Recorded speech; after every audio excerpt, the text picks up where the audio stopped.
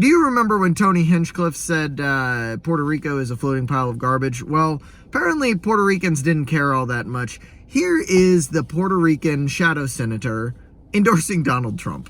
Watch out and stay focused on what is truly important when you go to cast your vote. We need change, and Kamala Harris and Tim Walz are not the option to bring about the kind of change that you need and want, and certainly not the strong leadership that the United States as a nation needs during these times of turmoil. Kamala Harris's harmful record is there to see. She had so many opportunities as VP to improve your lives, even during the first 2 years with full control of the House and the Senate. Without a doubt, she failed to deliver. We don't need to take more empty promises, don't we? We don't need that. We don't need evasive answers to the questions for which we want direct answers. What we need is someone who can and will deliver results for all. Someone who has experience and a proven record of accomplishments, who kept inflation under control, who crafted a prosperous economy, who kept our borders secured, who will again achieve energy independence for the United States,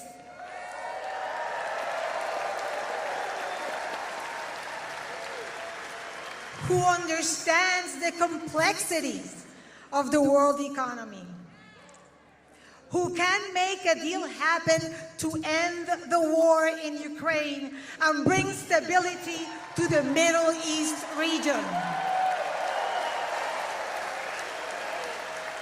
And who's that man? That is Donald J. Trump. So this happened at a Trump rally in Allentown, Pennsylvania. This woman sat and gave a speech that was, 6-7 minutes. I clipped you out the 2 minutes of it that I felt was relevant because I wanted you to hear. I wanted you to hear that not all Puerto Ricans are thin-skinned and gonna let a joke change their opinion in an election. Puerto Ricans are people, and I don't think that the left realizes this. In the same way that I think they don't realize that black people are people. People who can take a joke. People who are smart enough to figure out how to find a voter ID, or get a voter ID, I should say. They're people. They're not stupid. They're not subhuman. That's kind of the messaging that you get from the left when they say things like, wow, comedian made a off-color joke about Puerto Rico. All the Puerto Ricans are going to vote Harris now. Ha-ha. Yeah, the 450,000 Puerto Ricans that live in Pennsylvania. Do you think that the ones that are voting, do you think that they care more about what Bad Bunny has to say, who I actually didn't know who the hell that was until his endorsement of Kamala Harris, but do you think they care more about what he has to say or what their senator has to say? I'm going to go ahead and go with their senator, because any of them that are over 13 years old are going to care a heck of a lot more about what their shadow senator has to say than some rapper that his primary audience is like 14. I'm sorry, I don't actually know that to be true. I've never heard of the guy, and I'm 30. So, I mean, a few years younger than me are probably the ones that like him. The demographic that actually votes the most aren't going to care what that rapper has to say. They're going to care what their official has to say. And honestly, they're going to be thick-skinned enough to be like, oh, it was a joke. We don't care. We're not whiny little crybabies. We're people.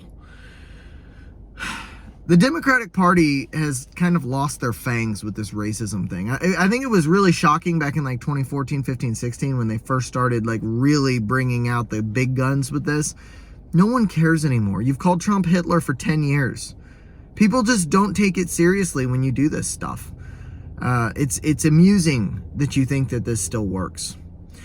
But yeah, Trump got the endorsement from the shadow senator of Puerto Rico. It's amazing. It's a great meme. And I wanted to share that with you guys. That's about all.